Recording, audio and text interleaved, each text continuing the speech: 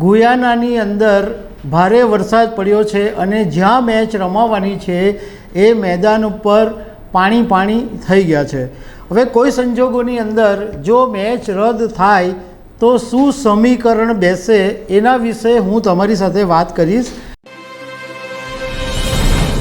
નમસ્કાર દર્શક મિત્રો, T20 વર્લ્ડ કપની જે બીજી સેમિફાઇનલ છે એ ભારત અને ઇંગ્લેન્ડ વચ્ચે 27 જૂન એટલે કે ગુરુવારના દિવસે ઇંગ્લેન્ડ સામે રમાવાની છે અને આ મેચ જે રમાવાની છે એ ગુયાનામાં રમાવાની છે।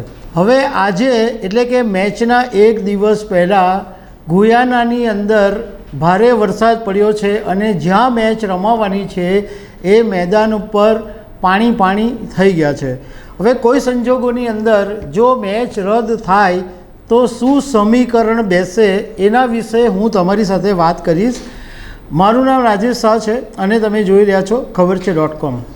જૂન 2 તારીખથી T20 વર્લ્ડ કપની રમાવાની શરૂઆત થઈ અને આ વખતે અમેરિકા અને વેસ્ટ ઇન્ડિઝ એ બે યજમાન દેશ છે। આ વખતે ભારતે બહુ જ સારું પ્રદર્શન કર્યું। અત્યાર સુધીની એક પણ મેચ ભારત હાર્યું નથી। એક મેચમાં વરસાદ પડ્યો અને એ પણ ભારતને એમાં પોઈન્ટ મળી ગયો। મતલબમાં આ વખતે ભારતે સર્વશ્રેષ્ઠ પ્રદર્શન કર્યું એમ કહેવાય છે અને એમ પણ માની શકાય કે આ વખતનો જે T20 વર્લ્ડ કપ છે એ ભારત જીતીને લાવી શકે તેમ છે। હવે આવતીકાલે જે બીજી સેમિફાઇનલ રમાવાની છે એ ગુયાનામાં રમાવાની છે અને સુપર 8નું જે ગ્રુપ 2 છે એમાં ભારત અને ઇંગ્લેન્ડની વચ્ચે આ મેચ રમાવાની છે। હવે હવામાન વિભાગે એવી પહેલેથી જ આગાહી કરી દીધેલી છે કે 27 જૂન ગુરુવારના દિવસે ગુયાનાની અંદર લગભગ 70% વરસાદ પડવાની સંભાવના છે।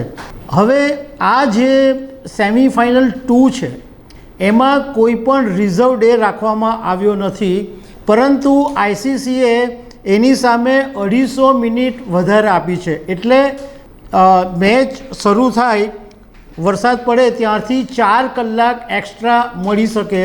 એટલે 4 કલાકની અંદર 4 કલાક પછી મેચ રમી શકાય એટલી આની અંદર છૂટ છે, પરંતુ રિઝર્વ ડે નથી એટલે બીજા દિવસે પાછી મેચ રમી શકાય એવી આની અંદર સંભાવના નથી।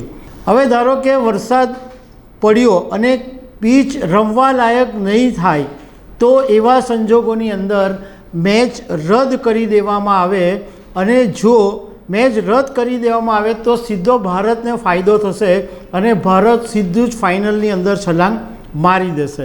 પરંતુ એની સામે એ પણ છે કે ધારો કે કોઈ સંજોગોની અંદર વરસાદ નથી પડતો અને ભારત અને ઇંગ્લેન્ડ વચ્ચેની સેમિફાઇનલ 2 રમાઈ છે અને એમાં જો ભારત હારી જાય છે તો પછી ભારત ફાઇનલ સુધી નહીં પહોંચી શકે।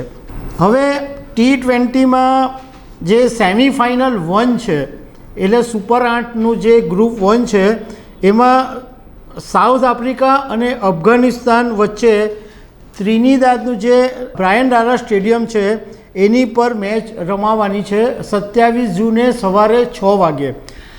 આ મેચ એવી છે કે જેની અંદર રિઝર્વ ડે રાખવામાં આવેલો છે, મતલબ કે 27 જૂને જો વરસાદ પડી જાય તો 28 જૂને પાછી મેચ રમી શકાય એવી આ સાઉથ આફ્રિકા અને અફઘાનિસ્તાન વચ્ચેની મેચમાં છે। પરંતુ ધારો કે આ મેચ રદ કરવામાં આવે તો પોઈન્ટના હિસાબે સાઉથ આફ્રિકા સીધું ફાઇનલની અંદર પહોંચી જાય। સુપર 8નું જે ગ્રુપ 2 છે એમાં સાઉથ આફ્રિકાને 6 પોઈન્ટ છે, ભારત જે છે એને 6 પોઈન્ટ મળેલા છે અને ભારતની રન રેટ પણ સૌથી વધારે ઊંચી છે। ધારો કે એમ માની લઈએ કે ગયાનામાં વરસાદ પડ્યો અને મેચ કેન્સલ થઈ તો ભારત ફાઇનલમાં પહોંચે તો ભારતની સામે અફઘાનિસ્તાન અને સાઉથ આફ્રિકા વચ્ચેની સેમિફાઇનલમાં જે ટીમ જીતશે એ ભારતની સામે રમશે અને 29મી જૂનના દિવસે ફાઇનલ મેચ રમાવાની છે બાર્બાડોસના ઓવલ સ્ટેડિયમ ઉપર। આપણે બધા એવી આશા રાખીએ કે ભારત આ વખતે વર્લ્ડ કપ લઈને આવે। તો દર્શક મિત્રો, આવી અનેક વાતો સાથે અમે તમને મળતા રહીશું। Thank you very much.